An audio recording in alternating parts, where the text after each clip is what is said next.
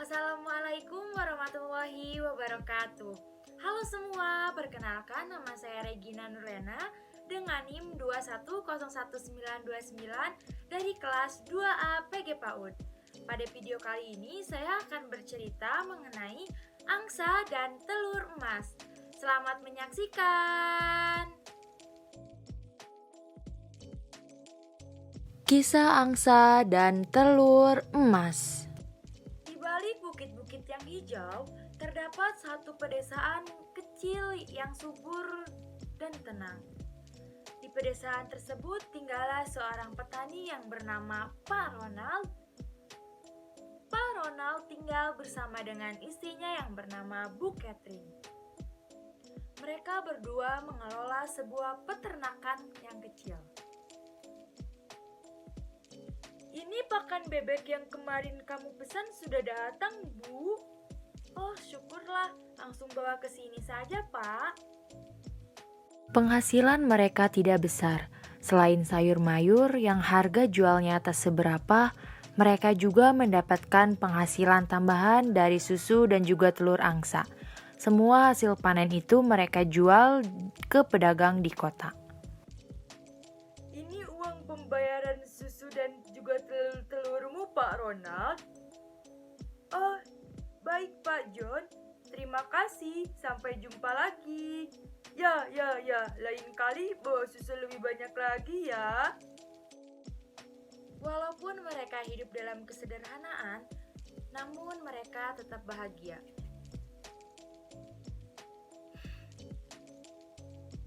Penjualan musim ini tidak banyak, Bu. Jadi kita harus berhemat. Baiklah, Pak. Akan aku atur uangnya supaya bisa cukup. Setiap hari Senin, Pak Ronald pergi ke kandang angsa untuk mencari telur. Pagi ini ada sesuatu yang tidak biasa di antara telur-telur angsanya.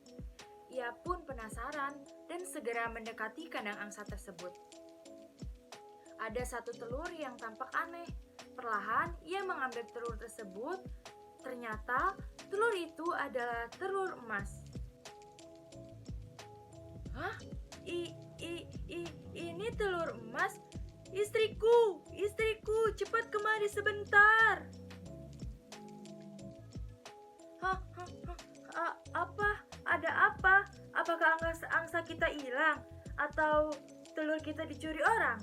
Tidak, bukan itu, Bu. Coba lihatlah ini. Wah, apa itu telur emas? Sepertinya begitu, Bu. Angsa kita menghasilkan telur emas. Wek.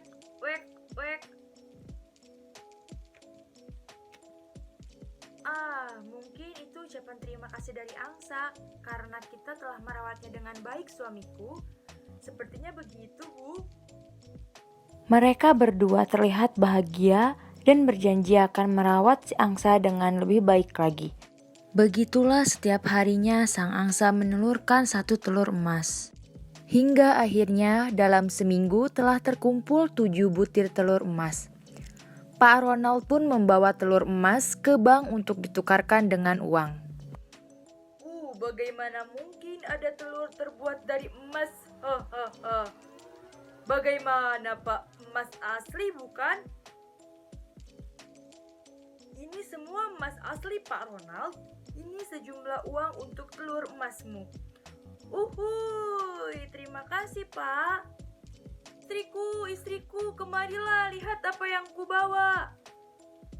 Wah, kita sungguh beruntung dapat rezeki berlebih. Sekarang kita bisa makan dengan enak, Pak. Tentu saja, kita juga bisa membeli pakaian baru. Sejak saat itu, Pak Ronald pergi ke bank seminggu sekali untuk menukarkan telur emasnya. Uang hasil penukaran telur itu mereka gunakan untuk memperbaiki rumah. Kini rumah mereka sangat besar dan mewah. Selain itu, mereka juga membeli beberapa sapi tambahan dan angsa. Sedikit demi sedikit, peternakan mereka bertambah besar. Tak hanya penampilan, sifat mereka pun berubah menjadi serakah. Setiap hari mereka hanya memandang angsa, berharap angsanya segera mengeluarkan telur emas. Hahaha, Batrullah yang banyak angsa.